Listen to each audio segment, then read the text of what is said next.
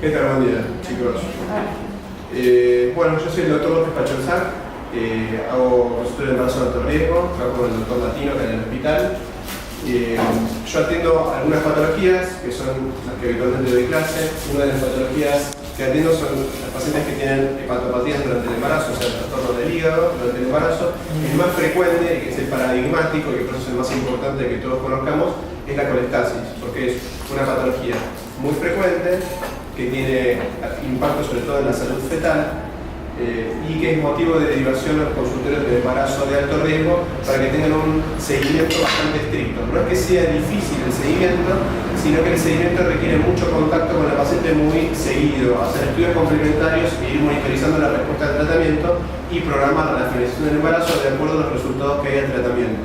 De ahí la importancia de que se siga en un consultorio especializado donde tenga un seguimiento más estricto que en otro tipo de consultorio.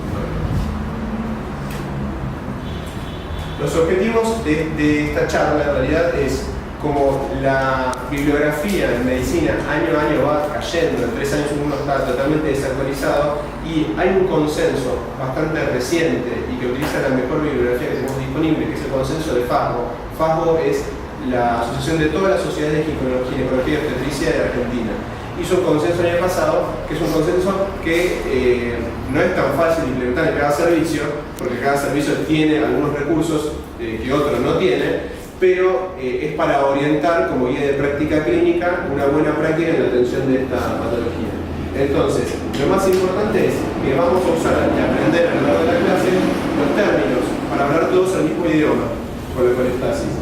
Vamos a tratar de utilizar esta guía, a ustedes les va a ser como pregado porque lo básico está todo acá y nosotros le usamos esta guía orientativa para implementarla en nuestros servicios. Y hay que tratar de reconocer que hoy en día la colestasis no es una enfermedad única, así como hay pacientes y no enfermedades, hay varios grados de colestasis que probablemente tengan distintas fisiopatologías y hay que adaptarse a esa paciente, no tomarla como una patología en la cual está encasillada la paciente y cual la línea de tratamiento es siempre la misma. El concepto clave y con el que se tiene que ir es que una paciente con colestasis, la clave para que llegue a buen puerto ese embarazo y ese parto es el seguimiento y el monitoreo de la embarazada, o sea, seguirla de cerca. FASGO introduce una definición dentro de todas las que hay dando vuelta en todo el mundo, en la cual dice que es un trastorno de la homeostasis de los ácidos biliares.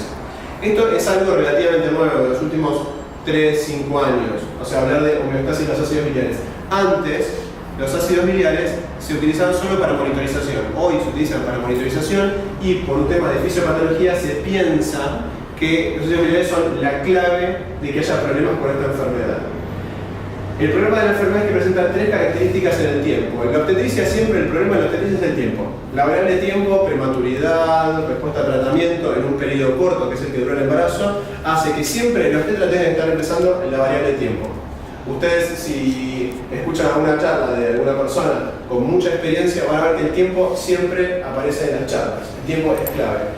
La colestasis es una patología que empieza tarde, sobre el final del embarazo, en el último trimestre, que es reversible habitualmente, salvo que no sea una colestasis, que termina siendo otra patología más grave, y que suele recurrir un 30-40%, aunque en nuestra experiencia de servicio, en la cual tenemos más de 200 pacientes atendidas en los últimos 5 años, vemos que la recurrencia es mucho mayor, cercana al 80%, por lo menos en nuestra población, quizás dependa de la etnia, y que se asocia a morbo y mortalidad perinatal, que están asociadas fundamentalmente a hipoxias intraparto, o sea, cuando inicia el trabajo del parto, que puede conducir a una muerte fetal, muerte fetal, o a un Apgar disminuido, o un chiquito que entra a terapia intensiva neonatal para asistencia porque presentó una hipoxia o porque se aspiró con líquido amniótico meconial. Esos serán los principales problemas, a los cuales se agregan 2.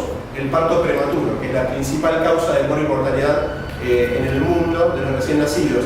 ¿Por qué? A veces porque la colestasis le consigue generar contracciones antes de tiempo y otras veces porque hacemos un parto iatrogénico cuando la patología es muy severa y lo hacemos nacer muy temprano.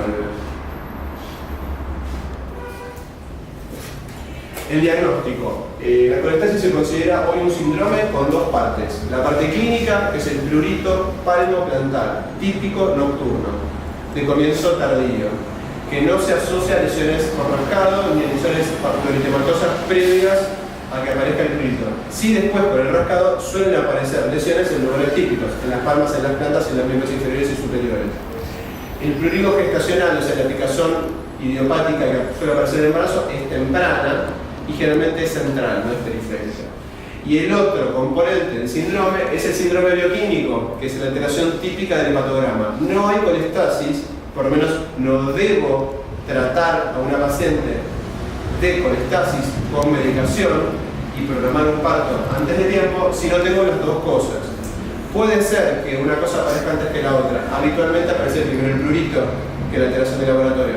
Pero en ese caso tengo que mantener paños fríos, quizás dar el antihistamínico y esperar a ver qué pasa con el laboratorio. Si no están los dos, no hay colestasis. El prurito es el típico que les decía y el marcador de hepatograma es el ácido biliar, si lo dispongo, si tengo un laboratorio que lo determine. Hoy habitualmente cada vez son más las maternidades que disponen de medición de ácidos biliares. Lo que pasa es que como es una medición de laboratorio que solamente se utiliza para esta patología y para otros como la cirrosis biliar, y hepatitis autoinmunes, para monitoreo de tratamiento, es raro que todos los servicios lo tengan, pero cada vez son más las maternidades que lo van incorporando este tipo de reactivos y van haciendo las curvas que a veces tienen puntos de corte diferentes de acuerdo a cada laboratorio. El punto de corte general, que como pregunta, para que sepan de memoria, lamentablemente es que el punto de corte es de 10 micromoles mililitro. O sea, hasta 10 sería normal. ¿Por qué es importante saber los valores y tenerlos memorizados? Porque la única forma que por el momento tenemos de estratificar la patología de acuerdo a su severidad es en base a este valor. ¿Se entiende? Después van a ver que de acuerdo a ciertos valores se clasifican leve, moderada y severa. Y que eso es importante para definir qué es lo que se hace con ese embarazo. Si no tengo ácidos biliares, ¿estoy condenado? ¿No voy a poder tratar esta patología? Bueno, lo ideal sería que tome una muestra y la derive a un centro que la tenga y después la traiga, porque generalmente no son cosas para resolver. No es que una paréntesis se tiene que resolver en el día que se hace el diagnóstico. De hecho, el tratamiento tarda bastante en hacer efecto. El tema, ¿cuál es? Si no tengo ácidos biliares, por lo menos le pido un hepatograma completo. Y habitualmente hay alguna alteración, principalmente de transaminasas, sobre todo la ALAT. La adeninotransferasa es la primera en picar, la primera en ascender, pero se puede alterar prácticamente cualquier parte del hepatograma. En lo que se refiere a la epidemiología, es importante saber dónde estoy trabajando. En algunas poblaciones cercanas a la cordillera, donde hay un componente étnico amerindio muy importante, por ejemplo, en Chile tienen hecho una estadística ellos que es mucho más alta. Hay ciertas poblaciones de origen araucano que llegan al 35-45%, o sea, casi la mitad de los partos que se atienden tienen colestasis, en comunidades muy cerradas de origen amerindio. Donde ya la etnia está más mezclada, esa estadística tiende a descender. Nosotros estamos entre el 2 y el 3% por el origen de nuestros pacientes. En Estados Unidos es un poquito más rara y en Europa que llega al 1%. Es mucho más frecuente, no sabemos por qué, en meses de invierno, en pacientes que fueron sometidas a fertilizaciones asistidas, que tuvieron mucho tratamiento con carga hormonal, que es parte de la fisiopatología que vamos a ver. Y obviamente hay pacientes que están genéticamente predispuestas y hoy en día hay pacientes que tienen muchas generaciones de colestasis intrahepática severa del embarazo, pero muy severa, o sea, de inicio más temprano y con valores más altos de ácidos biliares, que se han estudiado y se han podido aislar cuál es el transportador de ácidos biliares que está trabajando en menos. Habitualmente estas patologías se piensa que son recesivas. Por eso, cuando se junta un transportador que funciona con uno que no funciona, son distintos grados de variabilidad de patología. Ahora, cuando en familias cerradas se juntan dos recesivos en el transportador, se empieza a asociar a trastornos cada vez más severos por el déficit del transportador. Una pregunta, ¿qué es FID? Que lo había puesto antes. FID, sí. Fertilización in vitro. Gracias. ¿Por qué? Porque es la que requiere más tratamiento hormonal y hay una cierta desgaste en los transportadores cuando tienen que hacer mucha glucuronización de la progesterona. La progesterona se elimina en forma glucurónica. Eso utiliza una cadena enzimática que es muy similar a la que utilizan los ácidos biliares para metabolizarse. En lo que se refiere a fisiopatología, hay una hipótesis hormonal en la cual estrógenos y progesterona estarían compitiendo no por los transportadores, pero sí por el metabolismo de los ácidos biliares. Los ácidos biliares están todo el tiempo recirculando, se excretan, pero se reabsorben hasta 10 veces en el día. Entran y salen de la circulación enterohepática. Y el inicio tardío es el que favorece la hipótesis hormonal, porque sobre el final del embarazo, la dosis de estrógenos y de progesterona alcanza casi 1000 veces la que tiene un anticonceptivo. O sea, mucho más alto. Y después está la hipótesis genética, creo que hablamos antes, familias cerradas con transportadores localizados que tienen enfermedades extremadamente severas y de aparición muy temprana. Hay otras teorías que no son tan importantes, teorías relacionadas con el estrés oxidativo, por ejemplo, con el déficit de las dietas de selenio, pero es algo que no sucede acá en Argentina.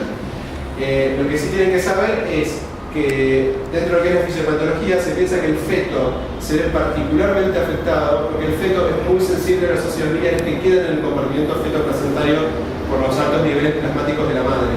La placenta habitualmente los va sacando, pero llegaría un momento en el que se satura, se empiezan a acumular en todos lados y serían los responsables de generar fenómenos de vasoespasmo en el cordón umbilical, que hacen que no le llegue oxígeno, e incluso de fenómenos necróticos. Se ha visto chicos que nacen de colestasis muy severas que nacen muertos, que tienen fenómenos de necrosis en lugares que no se esperaba que estuvieran, por ejemplo en los pulmones, y no como consecuencia del distrés respiratorio, sino de un vasoespasmo. Fíjense las complicaciones que puede dar la patología cuando no es tratada. Parto prematuro del 30%. Meconio, si en el caso de los fetos muertos prácticamente no existe un feto muerto por colestasis que no haya nacido meconiano, que el niño no esté tenido de perder por el tumor. El 58% de los que llegan al término tienen meconio de todas formas. ¿Ok?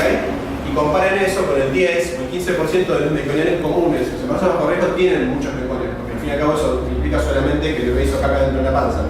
Pasa que una de las razones para que se produzca la contracción del colon en el bebé es la hipoxia, una de las principales. Entonces fíjense, de un 10 o un 15% de efectos normales, como vamos a la mitad o a casi todos en los casos más severos de memoria. La muerte fetal generalmente en la anatomía patológica muestra vasoconstricción, será por los ácidos biliares, y el distrés respiratorio no está tan relacionado con estos fetos que cuando están tratados son bastante maduros. Lo que estamos viendo en el servicio en base a los últimos 20 nacimientos es que andan mejor los bebés prematuros de colestasis que los que no son de colestasis, o sea que estarían asociados a una maduración pulmonar más avanzada de la colestasis. Sin embargo, cuando no están tratados tienen más tasa de distrés respiratorio, generalmente no de origen por prematurez, sino en un origen relacionado con el exceso de ácido biliar que es tóxico para los pulmones del bebé.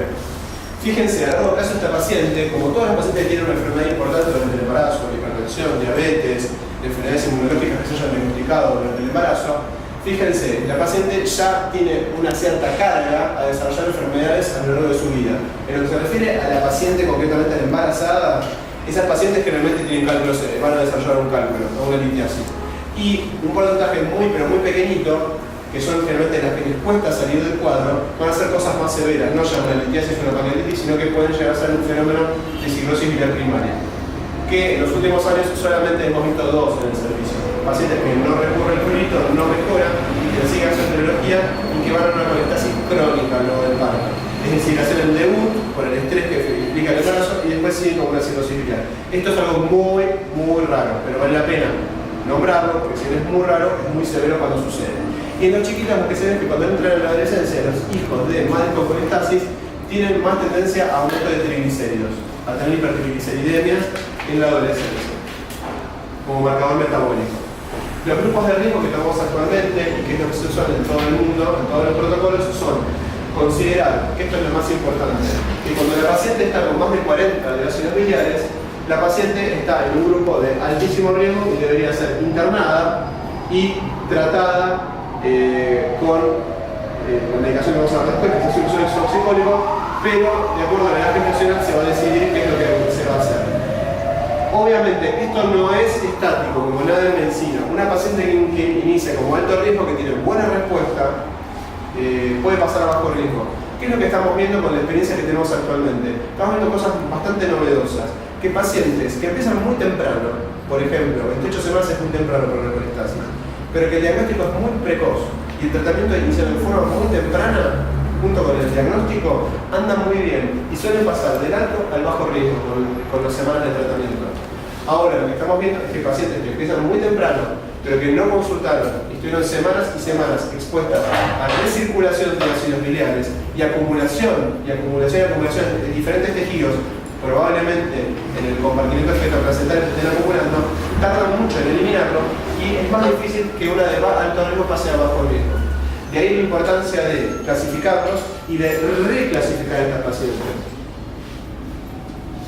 La salud fetal. Es muy difícil la salud fetal de evaluar en la colestasis. No tenemos ninguna forma, ningún método de monitoreo más allá de la bioquímica y de que pedirle al paciente que consulte de forma temprana en el caso de que el bebé no se mueva o que tenga contracciones para poder hacer un monitoreo en ese momento, un monitoreo fetal. Nosotros habitualmente hacemos 1 o 2 veces por semana, depende del grado de patología, se hace todos los días cuando están internados en un caso severo, el monitoreo fetal. El monitoreo fetal es con la esperanza de que si la paciente está con dinámica uterina, con contracciones, poder ver cómo se comporta in vivo con la colestasis ese feto, ver cómo responde a las contracciones. Sin embargo, eso no es algo muy sistemático, depende un poco más de la suerte que tengamos en el uso de este instrumento que es el monitoreo fetal. No sería demasiado útil, aunque es nuestra única herramienta, la vamos a seguir usando hasta que tengamos algo mejor. El Doppler, por ahora, si bien hay estudios sobre el uso del Doppler, todavía no se ha llegado a ninguna conclusión y no debería ser usado de forma sistemática, salvo que haya otra patología concomitante, que el bebé no crezca bien, por ejemplo, que es una restricción sospechada. Y se está trabajando en el intervalo PR, porque se sabe que los ácidos biliares producen, cuando están a niveles muy altos, un trastorno en la longitud del intervalo PR que se puede llegar a detectar con un electrocardiograma fetal. Esto es muy para el especialista, no lo estamos usando por ahora en el servicio. Tratamiento. El tratamiento básico es una medicación que es un ácido biliar, el ácido ursodesoxicólico. ¿Qué es lo que hace? El ácido ursodesoxicólico empezaría a competir con los otros ácidos que son más tóxicos, el ácido tauriodesoxicólico, con otro tipo de ácidos que por el fenómeno de competencia lograría que esos empiecen a bajar, que son los más nocivos, y que con el tiempo se empiece a normalizar el metabolismo de ácidos biliares y empiezan a descender la cantidad global de ácidos biliares. Esa es la teoría por la cual funciona. Esta es una medicación que no se usaba en la obstetricia antes, que se usaba en pacientes con colestasis severas de otro origen. Por ejemplo, se usaba para derretir litos y para patologías que generan bilis muy pero muy espesas. Si alguna vez ustedes llegan a una paciente tratada que tiene un KER colocado, un tubo de KER, yo tuve la oportunidad de ver varios pacientes, como consecuencia del consultorio, van a ver que se fluidifica el líquido, que la bilis es mucho más líquida. Así que un in vivo puede ver cómo está funcionando en esas pacientes el ácido biliar, el ácido ursodesoxicólico. La dosis es la que figura ahí, se arranca con 900, aunque el caso sea severo, se arranca con una dosis básica, para poder subirla. ¿Por qué? Porque tarda en hacer efecto. Entonces no vale la pena empezar con una dosis muy alta, por más que la paciente se muera de picazón. Y hablando de prurito, la paciente va a tener que recibir algún tipo de antihistamínico, porque si no, no va a poder dormir de noche. Entonces vamos probando, desde los clásicos hasta los más nuevos. En el hospital somos de fenidramina, que es de los más activos, anda muy bien. Puede producir un poco de sueño, puede combinarlo primero de la noche, si el caso es muy severo, darlo durante el día también. La maduración pulmonar fetal hay que tener cuidado, o sea, cuando se hace el diagnóstico, la maduración pulmonar fetal con corticoides es muy efectiva, pero está indicada cuando yo pienso que ese bebé va a nacer dentro de la próxima semana. Entonces, generalmente hay que calmar un poco los nervios y no administrarla en el momento que va el diagnóstico. Administrarla cuando el caso es severo y no justifica, porque yo pienso que voy a finalizar el embarazo en esa semana. ¿Se entiende? Pero sería una de las cosas que cuando interno o evalúo esta patología digo, ¿maduro o no maduro? Está la posibilidad, si pienso que el parto va a ser un intento que es muy severo, maduraré. Si pienso que tengo que esperar respuestas, no maduraré. Por lo menos eso tenemos en cuenta hasta las 34 semanas, que es lo cortico es hasta la semana que hay mayor efecto del niño. Obviamente esta paciente debe recibir una dieta hepatoprotectora porque son pacientes que tienen un problema hepático, que generalmente hasta tienen un cálculo dando vuelta. ¿Qué es el uso de toxicólico? Es un ácido biliar terciario, o sea, de los que produce el iodo, de los más elaborados en la cadena enzimática, y lo que les decía, reemplaza los hepatotóxicos e inhibe la reabsorción intestinal de ese circuito enterofático que hay 10 veces por día, que les decía antes, de esos que son más tóxicos y que hacen que la cadena enzimática funcione peor. Ese sería lo principal. Lo que vamos viendo después es que progresivamente, esto puede tardar entre 72 horas y una semana, y no vale la pena que sepan los tiempos que manejamos en el protocolo de servicio, pero sepan que tarda días en hacer efecto de acuerdo a la severidad del cuadro, ¿okay? Eso lo pueden ver en la sala cuando estén rotando. No hay demostrado efectos tóxicos ni en la madre ni en el feto de esta droga usando esas dosis. Sin embargo, van a ver que es categoría B. O sea, ¿por qué? Porque no hay grandes estudios en grandes cantidades de pacientes como para hacer un seguimiento y ver el desarrollo a largo plazo. Pero bueno, la realidad es que no tenemos demasiados problemas y si bien en Argentina todavía la ANMAT no ha colocado una autorización formal, prácticamente es la única medicación que tenemos, así que tenemos que utilizarla. Cuando digo, esta paciente es un caso que no responde al ácido uso de oxicólico, o sea, no responde al tratamiento. Cuando no logro que desciendan las enzimas o los ácidos biliares, o sea, en medición de hepatograma no logro, no que normalice porque eso tarda mucho, pero no logro que descienda, o cuando antes de hacer un plató y directamente empiezan a ascender. Que las transaminasas o los ácidos biliares se mantengan en una meseta durante un tiempo es lo que requiere el tratamiento, así que es normal. Generalmente nosotros la primera medición que hacemos es la expectativa de que no suba para saber si la paciente es no respondedora va a requerir más dosis. No es con el objetivo de tener un milagro de que si tenían 100 ácidos biliares ya estemos en 20 a la semana de tratamiento. Eso no va a suceder. Quizás las transaminasas mejoren un poquito más rápido, pero los ácidos biliares les cuesta.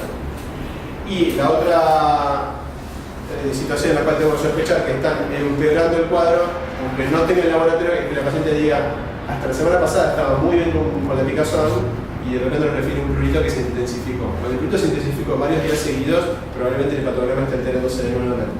¿Okay? ¿Cuándo interrumpir el embarazo? No hay estudios, no hay medicina basada en buena información con respecto a cuándo finalizamos el embarazo. ¿Qué es lo que sabemos? Sabemos que antes, cuando no existía el tratamiento, la mayor parte de los fetos que fallecían intraútero eran después de la semana 37, eran near term, ¿ok? Entonces, si sabemos que son, de acuerdo a esos estudios, cuando no se medicaba, el mayor riesgo estaba ahí, seguramente en pacientes no respondedoras o pacientes que ya están sobre el final de su embarazo, el mayor riesgo está ubicado en el final del embarazo. ¿Okay? Va a ser el momento de mayor riesgo por un tema de sentido común. No tenemos estudios que comparen grandes poblaciones con ácido oxicólico con pacientes que no lo reciben porque prácticamente todos lo reciben. Y no sería ético hacer un estudio y decir, mira, yo no te lo doy a vos, a ver si te muere chico. Exactamente, tenemos que basarnos en estudios que son de casos sin controles, o sea, casuísticas de casos. Y sobre esa serie de casos, generalmente los servicios deciden por protocolo terminar entre las semanas 37 y 38 todas las colestasis. Todas las colestasis se terminan en esas semanas, antes de que lleguen a la fecha para el parto que sean las 40. ¿Ok? ¿Por qué? Por lo que lo explicaba antes. Porque sabemos de los años anteriores. Yo viví toda la experiencia con medicaciones anteriores y créanme que con las otras medicaciones que usábamos antes, los chicos fallecían. Cada tanto teníamos un feto muerto con poquitas contracciones que llevaban meconía 38 semanas contracciones y el chiquito, el paciente ingresaba con el vecino latidos cuando empezaba el trabajo de parto. Eso ya no lo vemos más, pero bueno, tampoco lo vamos a ver más porque desde entonces trabajamos con un protocolo, con otra medicación y con una finización muy estricta cuando llegan al término. Ahora, ¿cuándo debo plantearme no el objetivo ideal que son las 37, sino un objetivo más moderado, más humilde, que es por ahí que finalizar en 32, 34, 36? Porque hay casos que no responden. Cuando logro de 1 a 2 semanas de dosis alta yo no logro una respuesta, tengo dos opciones. Si estoy familiarizado con técnicas sencillas de expulsión de líquido amniótico, usar el líquido amniótico todas las semanas y ver si se pone meconial. Si se pone meconial, madurar y sacar. Y la otra opción es de acuerdo a mi neurología. Si yo sé que tengo una buena supervivencia, una baja morbilidad por distrés respiratorio en mis chiquitos que nacen cerca de la semana 34, poner un punto de corte, que generalmente es lo que hace la mayor parte de las maternidades, poner un punto de corte cercano a las 34 semanas y hacen la extracción de todos los fetos hijos de madres con patología severa cerca de la semana 34. Así que tendríamos esos dos instrumentos. El líquido amniótico, aparte de sacar para el líquido amniótico, te permite hacer el estudio para madurez pulmonar fetal y checar que esté maduro para la extracción. Repasemos, ¿cuándo termina antes del término? Paciente tuvo está padeciendo una patología severa y ya tuvo un chiquito que falleció. ¿Okay? La salud fetal está alterando el monitoreo, pero eso es difícil de detectar. La mala respuesta clínica, esa es la clave. No revierte el prurito clínico y de hecho se ponen amarillas de la bilirrubina que empieza a subir. Y después la mala respuesta del laboratorio. Son estas dos las que generalmente utilizamos. La amniocentesis, es decir, se utiliza para evaluar la madurez pulmonar fetal y para evaluar la presencia de meconio. ¿Okay? Permitirá tomar conducta, pero bueno, no todos los servicios la usan, de hecho es un tema controvertido. Pero está bueno saber que como otras patologías, la amniocentesis saca no solamente tenía el uso de maduración pulmonar fetal, sino del meconio que se utiliza para esta patología sola como indicador de salud fetal. Porque es tan frecuente de los chiquitos que andan mal que vale la pena usarla para esta, aunque quizás no para otras patologías que no se asocian tanto a meconio. La vía de parto realmente no tiene modificación en la colestasis. Pueden tener parto por vía vaginal, depende de antecedentes obstétricos, tienen tumores en el interior o no. de las condiciones obstétricas, de cómo está el feto, de que el monitoreo esté bien, de la edad gestacional, pero sobre todo se pueden hacer partos en lugares donde se puede hacer una inducción de trabajo de parto con prostaglandinas.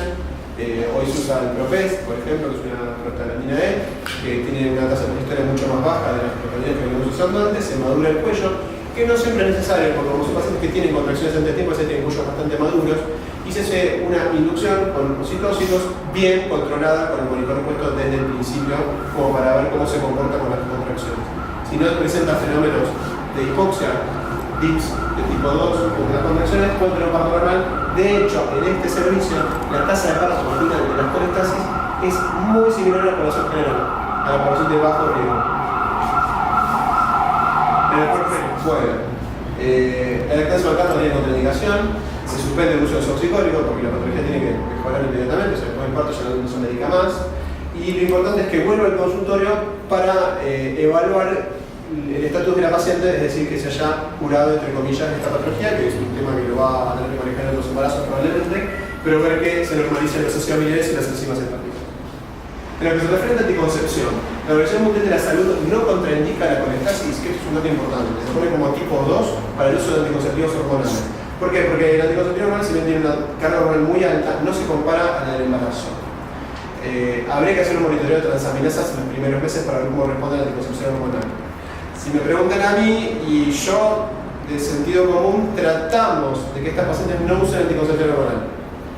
Sin embargo, si la paciente no lo desea o tiene contraindicaciones para otros métodos y no se logra consensuar otro método, lo usa. Lo que les quiero explicar es que no sería de primera elección. No estaría contraindicado por la Organización Mundial de la Salud, sin embargo, no sería de primera elección. No se olviden que las guías de la Organización Mundial de la Salud son guías generales, pensadas a nivel global, en poblaciones que tienen bajo control de salud. ¿Se entiende? Entonces, donde a veces por un tema de costos y de control de salud uno tiene que tomar decisiones globales de alto impacto y de bajo costo. Entonces, quizás estas pacientes son para usar algún otro método. O si utilizan un método hormonal que no sea de vía oral, que implica una circulación telepática. Por ahí un transdérmico, un implante, un DIU endoceptivo a nivel hormonal. Esto no es tanto para alumnos, pero que tienen que, les quería comentar es que nosotros lo que hacemos es, con estas guías que a veces son muy taxativas, muy rígidas, lo que tratamos es de hacer adaptaciones locales. Entonces, lo que tratamos de hacer es, en nuestro servicio, utilizamos ácidos biliares una vez por semana para recursos. Hay hospitales que lo tienen todos los días. Nosotros tratamos de realizarlos una vez por semana para los ácidos biliares, para cuidar el recurso reactivo que es limitado. El estudio de identidad amniótico no siempre lo podemos hacer porque no siempre tenemos lugar y tiempo en el espacio de ecografía y no nos ha dado el rédito que se esperaba.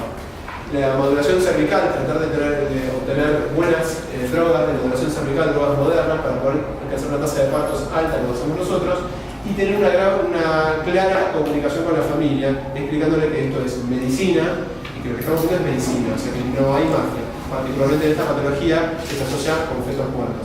De alguna forma hay que tratar de informar a la paciente de que es un embarazo de altísimo riesgo para que tome conciencia y aparte esto no va a redundar en que la paciente, al estar concientizada, va a consultar rápido cuando aumente el grito o cuando tenga contracciones, que es lo más importante. O en el caso extremo, si no se muere. Bueno, eso sería todo sobre esta patología que es la más común de las hepatitis.